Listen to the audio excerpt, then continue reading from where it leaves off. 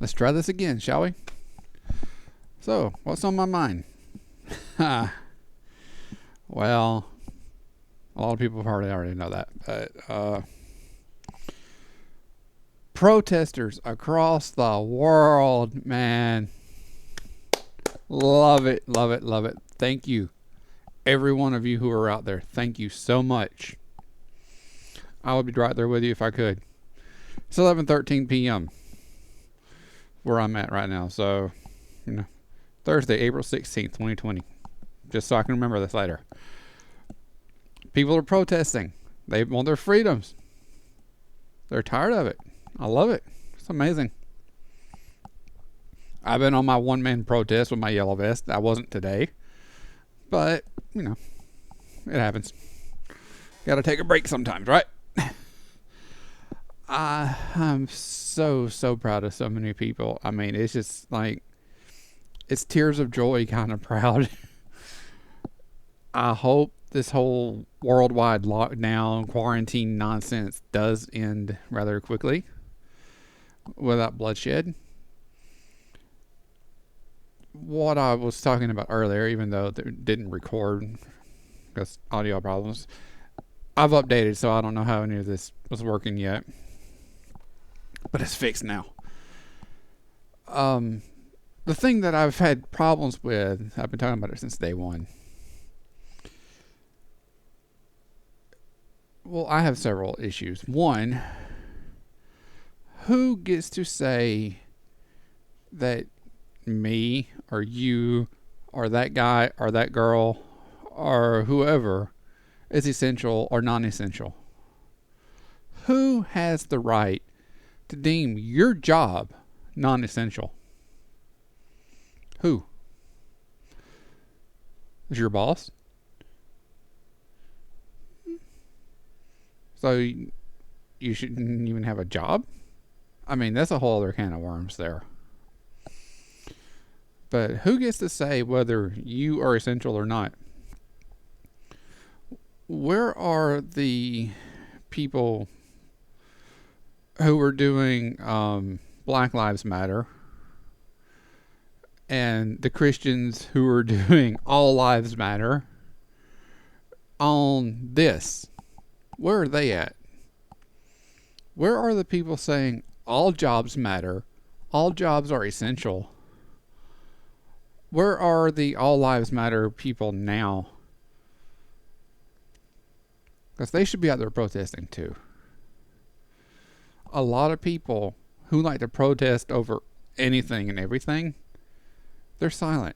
They're sitting at home in their houses, scared to death to go out because of a virus. A virus that, even if America is leading the way with cases, still has had less actual deaths than the flu. It still has less deaths than drunk driving. And that's one thing that I wanted to touch on that I did touch on earlier. I've seen so many of these people who act like they're doctors and who know so much more than me and everybody else. If you don't feel good, stay home. Well, duh. I mean, like, no shit. You stay home if you don't feel good. That's for anything. If you got something, don't go spreading it. Don't be a jerk. But to have the balls to say, if you don't have it and you've never had it and you don't have any symptoms, you can still spread it. That's just moronic. Okay? I mean, come on. Give me a break. How dumb does somebody have to be to listen to that and believe it? But bottom line is this. If you want to go outside and wear a mask and gloves, it's fine. If you want to go outside dressed like a knight, a ballerina, a Girl Scout, or whatever, you have the right and the freedom to do so. I don't care. Do you. Be happy. That's where you have these certain unalienable rights guaranteed not only by the Constitution, but by right of being alive. That's what life is. You have that ability. Or at least you should have that ability, but you're letting the government take it from you. And now some of these people are just so upset. But you're going to kill my kids, and I'm worried about my kids. If you're really worried about your kids, you would set a better example. And not to say, the first time my government says, I need to go in and lock the doors because of a virus, they're going to grow up and think, oh, well, they're horrible. And the government's good. So when they decide to come in and do whatever they want to do, we're just going to let them. That's not American. That's not fighting for your freedom or defending your freedom. What would your grandparents have told you about that? Does anybody remember? We've had a lot of people fight for wars for freedom. Do those not matter anymore? But if I go outside, I could get sick, or somebody could get sick,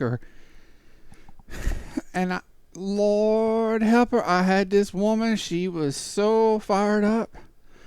And let me tell you now, I heard this story. It's a great analogy, best thing I ever heard. I tell you what now, if you had a bag of Skittles, and 3 of them Skittles was poison, would you eat any out of that bag?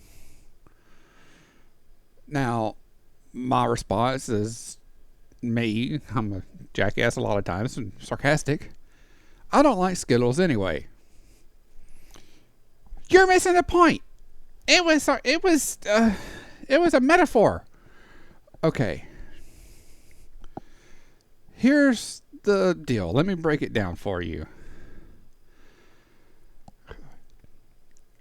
9 out of 10 times, if you go to work, or you go to the store, or you get in your car and you go anywhere, you're going to come home incident-free, accident-free. This one time, you might go out, you might get a flat tire. Your car might break down. You might have an accident. Somebody else might run into you. Somebody who's drinking. Somebody who's texting or playing on the phone or doing any of these other stupid things to distract them from what they're supposed to be doing. And they hit you. And they send you to the hospital. Or they hit you and they kill you.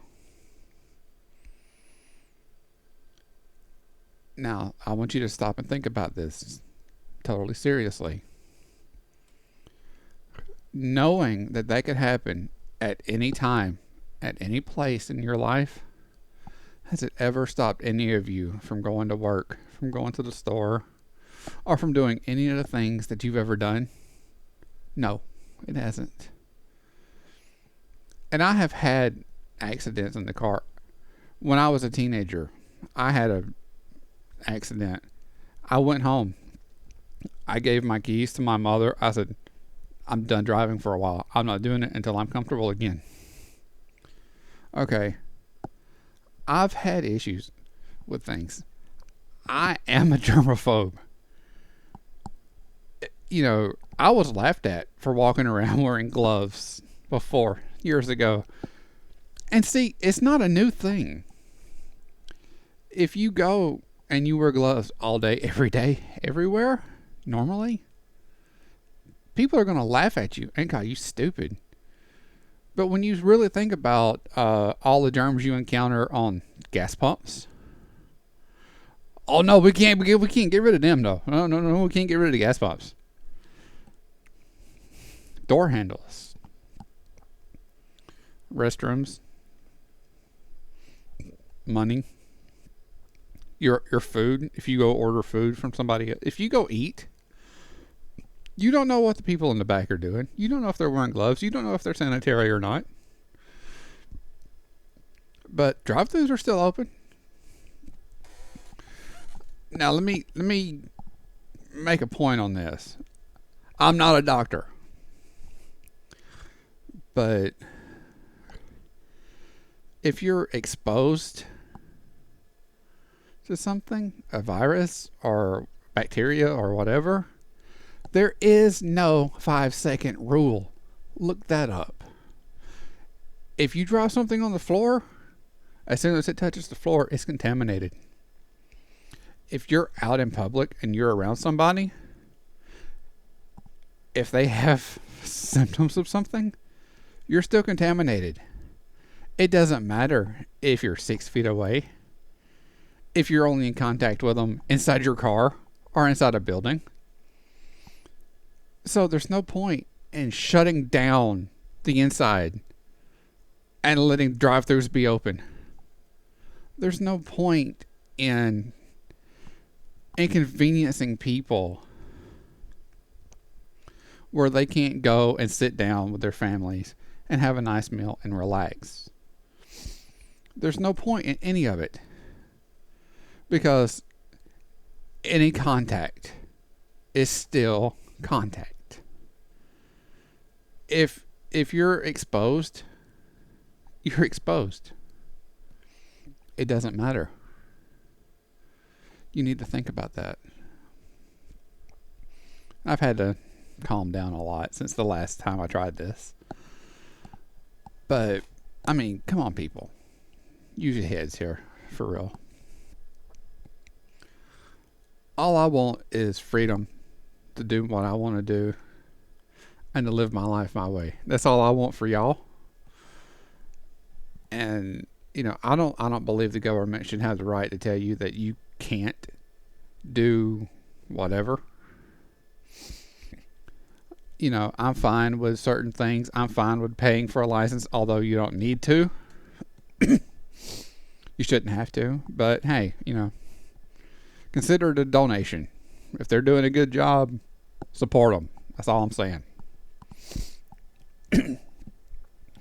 But this mandatory vaccine thing that they want to push, no. My body, my choice. I want those people back. Quarantine, my body, my choice. Will I risk getting sick? I risk getting sick every time I go outside. Every time I'm trying to work on something, I risk a staph infection or tetanus from a potential cut or scratch. That don't stop me from doing it. My dad, truck driver, 30 plus years, I should say.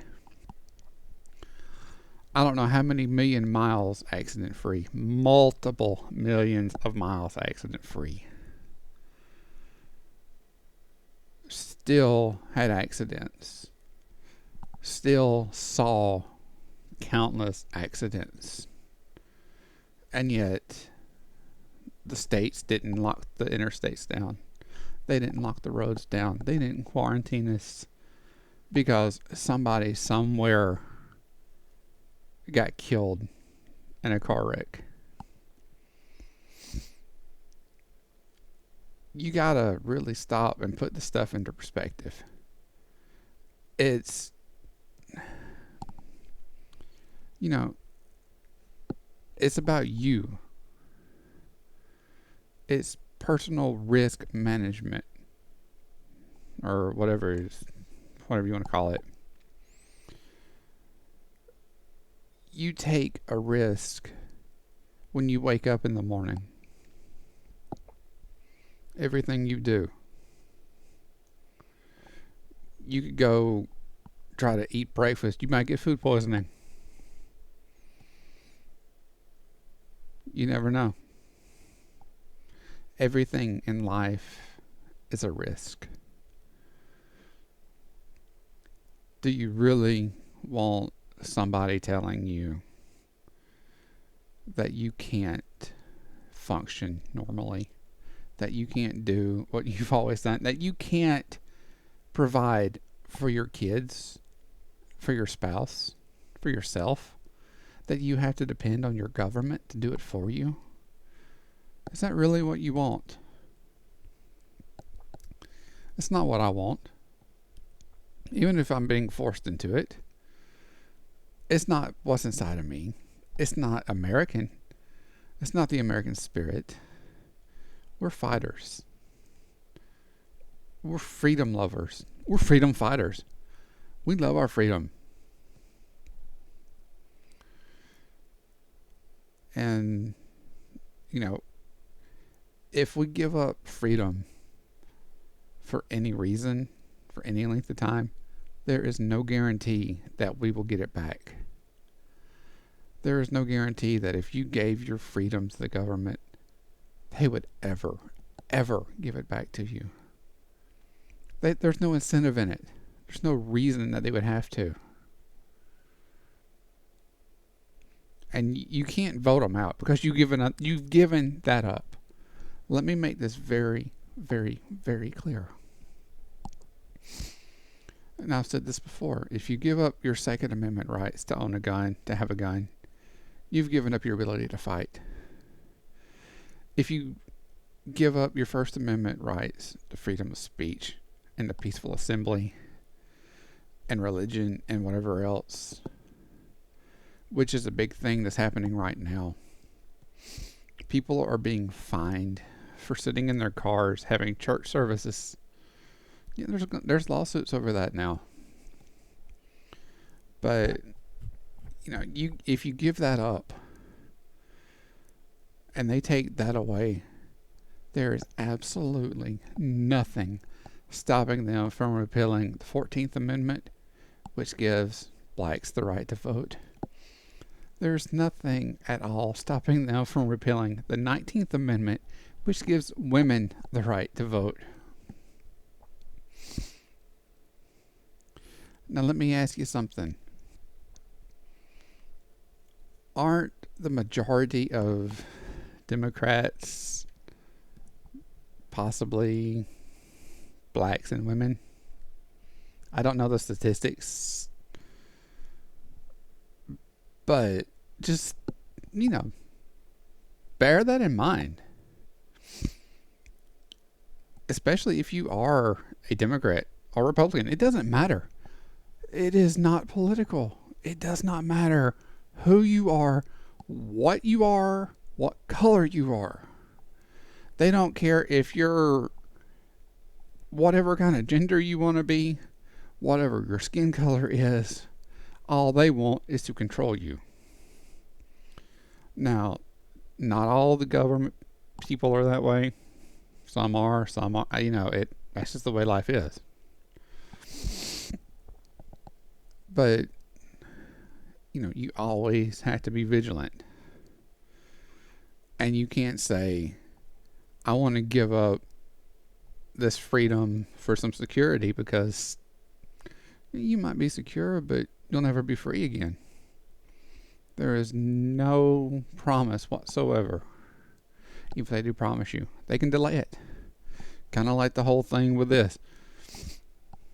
We're going on a month now of quarantine. You can still go out if you want to, if you need to, if it's essential for you. But you can't go to public parks because they're shut down. You can't go out and walk your dog, but you can still go walk your dog if you need to. You just have to do it when nobody's looking, at certain times of the day, when there's nobody around. And you don't have a police officer on duty who's really overzealous to try to arrest you for breaking a suggestion. Now, I don't care if it's a governor decree. That does not supersede the U.S. Constitution, the highest law in the land. Governors cannot make executive orders forbidding people from living their lives. You've got to understand that. There has been no formal declaration of martial law as far as I'm aware. If it is, then we're pretty much screwed anyway. Because they don't have to give the power back to the people. The only way the people will get power again is to rise up and protest and fight. And, you're probably thinking, no, it couldn't happen that way. Yes, it will happen that way. It very easily could. But 340 million Americans standing together with one voice saying, no, we will not take this. We will not stand for this. You cannot stop an army that size. And it's not going to be from some other government to come in and trying to help the United States government. They've got their own stuff to worry about. Germany is protesting for freedom. People all over the world, Pakistan. I mean, so many countries, so many people demanding that this worldwide lockdown, quarantine, New World Order nonsense be dropped. It's beautiful. It's wonderful. And if everybody in the world, 7 billion people, would come together and realize that the few people in charge cannot control us, if we were to all rise up together and tell them, no, we do not want this, we will not take this, and we tried to take them down, we could do it. It doesn't matter what kind of weapons they have or what they try to put in our heads. They can't do it. It's not possible. Even it doesn't matter how big you are. If you were to get into an ant bed, even a bunch of tiny little ants can kill a grown person just by their sheer amount. That's us. If you get 7 billion angry people united for one cause, you're not going to have any obstacles whatsoever. There will be some casualties. There's always casualties. People always die. But people are always born. Life always goes on. But what you need to consider is, what kind of life is there going to be if we don't at least make some attempt to stand and say we're not going to put up with forced lockdowns over every tiny little aspect of our lives. I don't know about y'all, but I don't want somebody else controlling what I can watch, where I can go, when I can sleep, where I can eat, where I can do whatever. It's ridiculous. Now, isn't that drastic yet? I don't know. And maybe not this time, but sometime it will happen. It will come. And I've grown up with people who, we hate the government, we're anarchists, blah, blah, blah. And now every one of them, they're sitting at home, hiding, wearing face masks. It's crazy. And people keep saying, this is unprecedented, uncharted, we've never faced anything like this. It's a lie. Ebola kills within 3 to 4 days. It spreads very quickly. It was bad. We didn't shut down for that. And it has still killed more people than this. We learned from that. That's why we're doing this now. No. Why this is happening now is an exercise to see how far the people of the world can be pushed into submission, and how easy it would be to make a one world government, a cashless society, and how many people are going to look at it and say, yay, it's so wonderful. We give up everything to be protected. No. You don't want that. That would be like having your idiot neighbor next door to come in and tell you that you have to do what they say. Does that work for you? Are you cool with that? So if you are, I know a lot of people who would love to dominate you. Just saying. You know, there's a lot of people who would pay a lot of money for that. If you want to be somebody's slave, you know, the whole trafficking industry is pretty big right now. You can go do it. You know, volunteer. That way you don't have to worry about, you know, people disappearing and whatever. But anyway, I digress. Y'all, I care about people. I'm not making any money for this. And I don't care about money. It's just ridiculous. It's a means to an end for me. It's nothing else. I've never had it. Never gonna have it. So, you know, I'm not worried about that. Am I doing this to get views? No. That's stupid. I'm doing this because if you lose your freedom, your family loses their freedom. The police lose their freedom. I lose my freedom.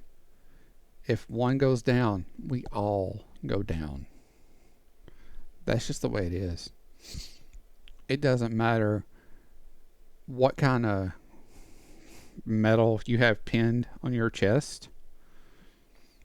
It doesn't matter what kind of job you have. It doesn't matter what your station in life is. If we lose our freedom, we've all lost. And I don't want that for me. I don't want that for you. I don't want that for your kids. And this is one reason I don't have kids now, because I've seen the way this world is going. And I would not want to raise kids in a world like that. I would love to have kids, but before that, I would need to know that the world that they're going to be in is a world that I would approve of. Because I know I couldn't protect them. And it's so hard for me to try to teach people now about how things used to be. People don't want to know. People don't want to learn about tyranny. And people are saying, you know, the Holocaust was fake. The Constitution is a 200-something-year-old piece of paper. It doesn't apply anymore. Let me tell you something right now. As soon as you lose all your freedoms, you're going to be wishing you had that constitutional right to be able to complain and say stupid stuff like that. You're going to wish you could go back and, you know, it'll be too late. You give up your rights. You've given up guns. You never liked guns. Well, what happens when the time comes when you're going to need one? You're just going to be killed, defenseless, taken to an internment camp for the rest of your life, branded with a number or a barcode, some kind of nanotechnology dye or whatever to scan you so they can, you know, do whatever. No, that's not being a human anymore. It's sad. It really is. We're at a very pivotal time in history. We are at a crossroads. And if we don't let the powers that be know that we will not stand for this, they will walk all over every one of us because they can. You can sit there and put words on the screen all you want. At the end of the day, they're just words on the screen. You can make videos and share them and pass them around. They're just videos. They're not doing anything. Which is why I'm even concerned why I'm doing this now. But, you know, I have been going out. I have been doing my yellow vest thing. It's here. It's just hanging up on the back of my chair. I'm a one-man protest. But see, I'm the type, I don't protest unless it's something that I really do believe in. And I believe in rights. I believe in freedom. I believe if you want to worship God, Allah, Buddha, flying spaghetti monster, yourself, sacred cows, whatever, it does not matter. Because you have the right to do that for now. But what happens when you don't have that right anymore? What happens when you don't have the right to say something stupid? Oh, well, this is thought crime. That's, and people, who is actually calling the police on your neighbors? I want to know who you are. I want to know who these people are who are so afraid that if somebody goes outside, they have to call the law on them and tell them they're violating these COVID guidelines. They're not social distancing. First, I hate that term. Social distancing is the stupidest term I've ever heard. Physical distancing, yes, fine, I'm cool with that. Social distancing implies distancing yourself from society as a whole in all manner. You can't be social. You can't go, hi. No, because you got to be socially distant. See, it's a word spell. You had to think about these things. Basically, the government is telling you, stay away from people and be anti-social. But it's the politically correct term, social distancing. No. Be social. Be social with each other. Be social with everybody you see. That's how we become one. That's how we unite.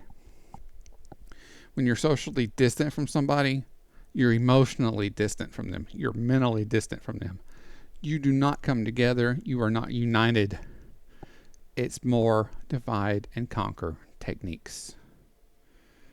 They've tried it with race. That didn't work. We saw through it. They tried it with gun violence. That doesn't work. We saw through it. They try it with gender inequality. That doesn't work. We saw through it. We have come through everything else.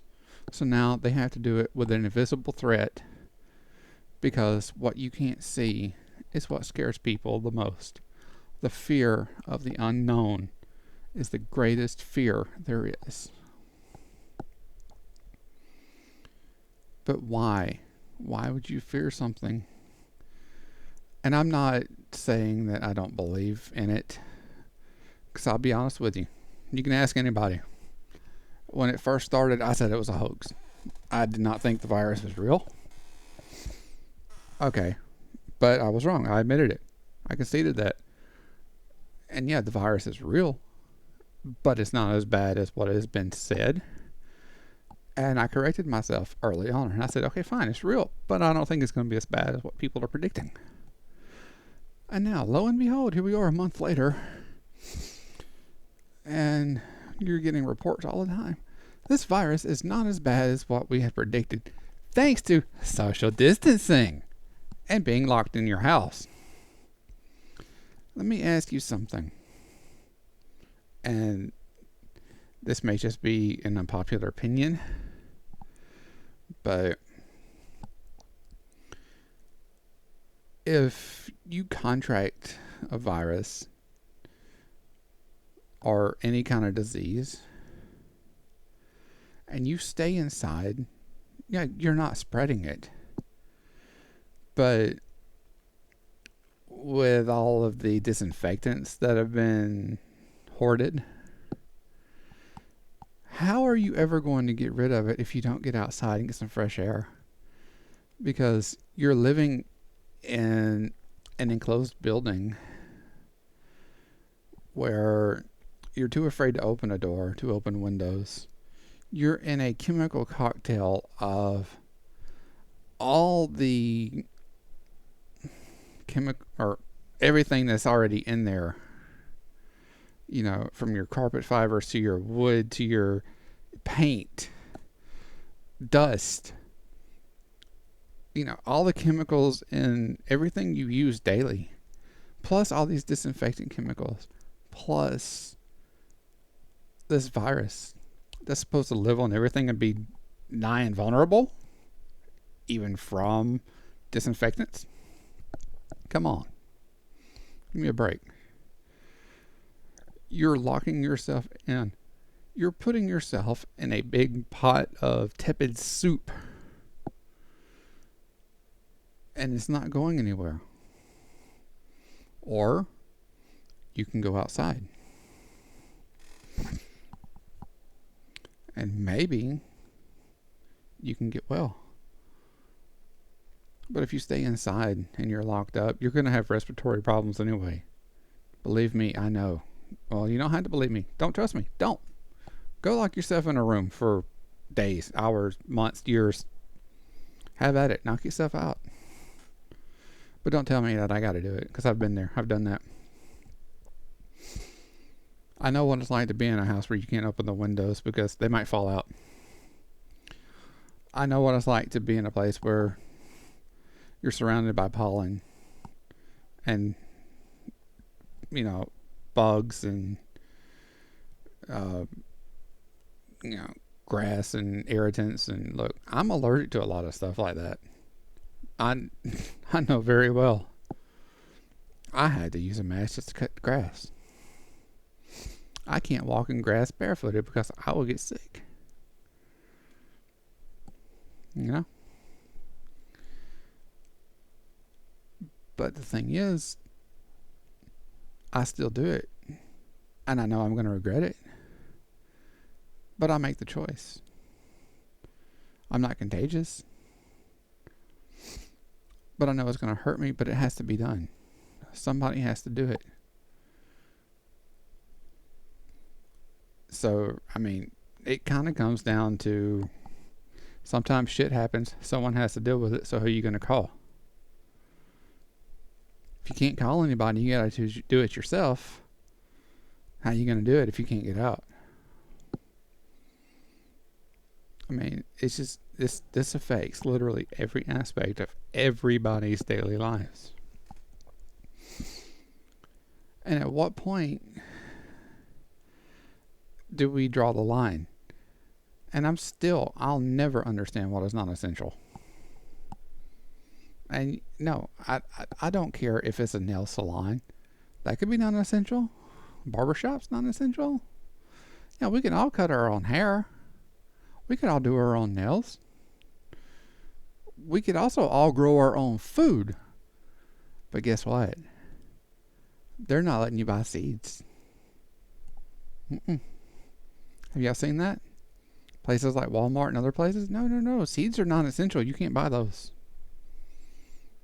So you can't make your own food. You have to eat the government-approved food that is essential. Think about that now. Government telling you what you can and cannot eat, what you can and cannot grow.